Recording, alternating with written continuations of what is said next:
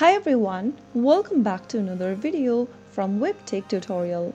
In today's episode, I will be guiding you through how to log in to your NetSpend account. So without wasting much of our time, let's dive into the video. First of all, open a web browser of your choice. Inside the URL box at the top, type in netspend.com and search. Once you get to the official site for NetSpend, go ahead and click on the login button at the top right corner. In the login page, you will need to enter your username and password. If you don't remember your username or your password, you can get help by clicking on these links at the bottom. But if you remember your credentials, there should be no problem signing in.